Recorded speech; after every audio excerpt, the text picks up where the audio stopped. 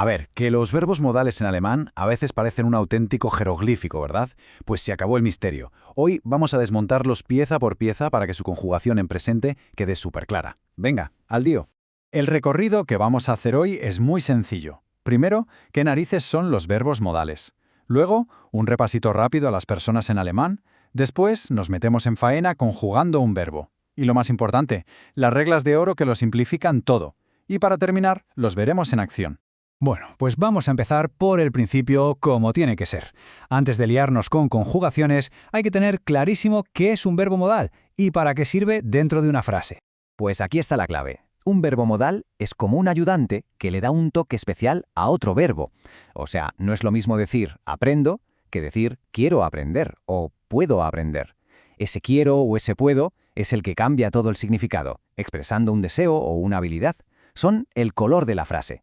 Y aquí están los 6 fantásticos, los protagonistas de la historia. Nos los vamos a encontrar hasta en la sopa. Desde el famosísimo können para decir que eres capaz de algo, hasta dürfen para pedir permiso. Hay que quedarse con sus caras, son fundamentales. Vale, ya sabemos qué son. Ahora necesitamos la otra pieza del puzzle para poder conjugar quién hace la acción. Venga, un repaso rapidísimo a los pronombres personales. Esta tabla es nuestro mapa.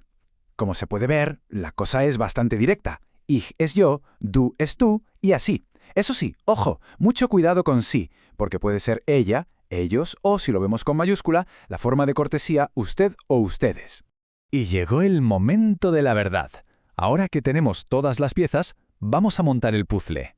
Vamos a ver cómo se conjuga de principio a fin un verbo modal. Y para ello usaremos al más famoso de todos, kennen. A ver, hay que fijarse bien. En la parte del plural, con wir, ihr y sie, todo parece bastante normal, ¿no? Se parece mucho al infinitivo. Pero, amigos, la magia o la locura, según se mire, está en el singular. Ich kann, du kannst, er kann. ¿Se nota que aquí pasa algo raro? Exacto. Esa es la pregunta del millón. ¿Qué demonios está pasando ahí? Está claro que no es una conjugación normal. Y precisamente entender ese patrón es el secreto para dominarlos todos. Y aquí desvelamos el truco. No hace falta memorizar tablas y tablas de verbos. Para nada. Solo hay que entender 3 reglas súper sencillas que se aplican a casi todos los verbos modales. Aquí están, los 3 mandamientos de los verbos modales. Primero, un cambio de vocal. Segundo, una forma que se repite. Y tercero, una regla sobre el orden de la frase. Vamos a verlas una por una. La primera regla, y la que más llama la atención, es esta. La vocal de la raíz del verbo se transforma. Pero ojo, y esto es súper importante, este cambio solo, y digo solo, ocurre en las 3 personas del singular. Mirad qué claro se ve en estos ejemplos. En können, la Ö con diéresis pum se convierte en una A. Y en müssen, la U pues se simplifica y se queda en una U. Este es el rasgo más característico de los modales. La segunda regla es una notición, de verdad, porque nos simplifica la vida un montón. La forma para yo, o sea, ich, y para él barra ella, o sea, barra sí barra es exactamente la misma. Y, lo más curioso, no lleva ninguna terminación. Va a pelo. Esto es un error súper típico al principio. Es que nos sale solo, ¿verdad? Intentar poner una E para ich o una T para como hacemos con los otros verbos. Pues no. Con los modales hay que resistir la tentación. Se dice ich kann, y punto.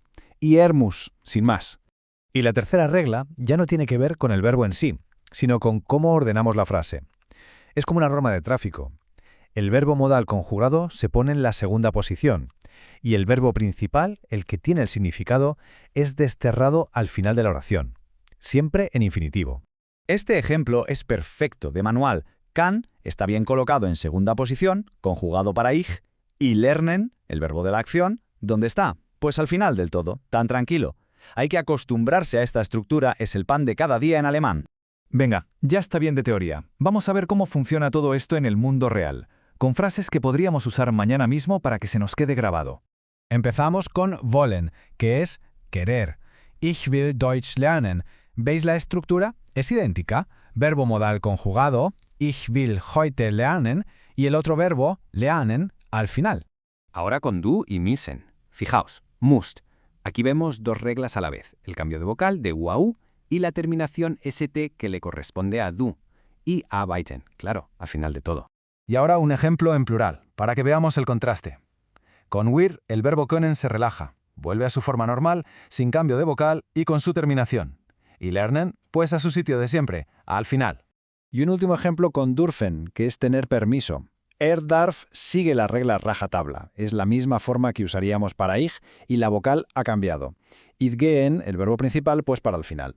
Vale, para que nos quede meridianamente claro, un resumen súper rápido con las 3 ideas. 1. La vocal cambia en singular. 2. Ich y son como gemelos, misma forma y sin terminación.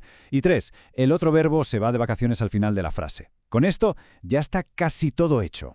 Y ahora que las reglas ya no son un secreto, el poder de los modales está en manos de quien aprende. La pregunta ya no es cómo funcionan, sino qué se quiere expresar con ellos, que es lo primero que apetece poder decir en alemán usando estas nuevas herramientas. Ahí lo dejo. Nos vemos en la próxima.